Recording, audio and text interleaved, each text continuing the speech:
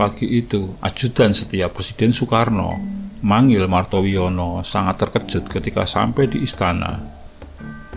Di depan istana, sejumlah meriam dan tang terparkir dengan moncong mengarah tepat ke Istana Negara. Selain itu, sejumlah pasukan yang bukan pasukan kawal nampak siaga di sekitar istana. Mangil yang merupakan perwira tasmen kawal pribadi bahkan awalnya tak diperbolehkan masuk ke istana oleh pasukan tak dikenal itu. Tak hanya meriam di depan istana saja yang dilihat Mangil. Sewaktu berada di belakang istana, Mangil melihat beberapa panser berjajar di tepi sungai. Moncong panser-panser tersebut diarahkan juga tepat ke istana. Beberapa saat kemudian ribuan demonstran turun mengepung istana. Mereka meneriakkan yel-yel untuk membubarkan DPRS atau parlemen. Hari itu tanggal 17 Oktober 1952. Apa yang sedang terjadi sehingga pasukan dan kendaraan lapis baja serta demonstran mengepung istana? Dan siapa yang bertanggung jawab atas hal tersebut?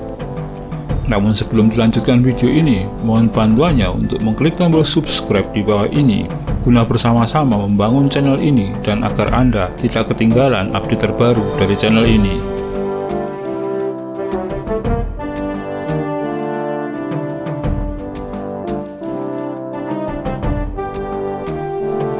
Pasca pengakuan kedaulatan Republik Indonesia oleh Belanda pada 1949, kondisi politik Indonesia memang belum sepenuhnya stabil. Kabinet yang dibentuk untuk mengendalikan pemerintahan silih berganti karena munculnya berbagai konflik politik. Kondisi tersebut diperparah adanya sejumlah pejabat yang melakukan tindakan korupsi dan berbagai tindakan yang merugikan negara. Secara umum rakyat mensikapinya dengan geram dan menginginkan percepatan pemilihan umum untuk mengganti anggota parlemen. Di saat yang sama, banyak dari anggota militer yang menjadi pimpinan politik. Bahkan banyak di antara mereka yang memainkan peran dalam perpolitikan daerah. Hal inilah yang membuat petinggi TNI saat itu, TB Simatupang selaku Kepala Staf Angkatan Perang serta Abdul Haris Nasution selaku Kepala Staf Angkatan Darat menginginkan untuk merasionalisasi tentara dan mengurangi jumlahnya. Selain itu, mereka berdua juga ingin mengembalikan tentara sesuai fungsinya. Hal tersebut ternyata mendapat respon tak baik dari salah satu anak buahnya, yakni Kolonel Bambang Sumpeno. Kolonel Bambang Sumpeno beranggapan bahwa upaya yang dilakukan oleh kedua pimpinan TNI tersebut adalah upaya untuk menghabisi ekspeta yang berada di tubuh TNI. Seperti diketahui, ada perseteruan di tubuh tentara saat itu, yaitu antara ex-KNIL dan ekspeta. Pada satu sisi, pimpinan Angkatan Darat saat itu, yakni TB Simatupang dan AH Nasution adalah lulusan KNIL. Kolonel Bambang Sumpeno bukan hanya tak sependapat dengan Simatupang dan AH Nasution, dia bahkan beranggapan bahwa kinerja mereka berdua tidaklah baik. Akhirnya Bambang Sumpeno mengirimkan surat ke parlemen karena merasa tak puas dengan kepemimpinan TB Simatupang dan Nasution. Internal militer pun terpecah dan menyeret masalah ini ke parlemen. DPRS ikut andil dalam masalah itu. DPRS bahkan membuat beberapa mosi mensikapi masalah yang terjadi di internal TNI.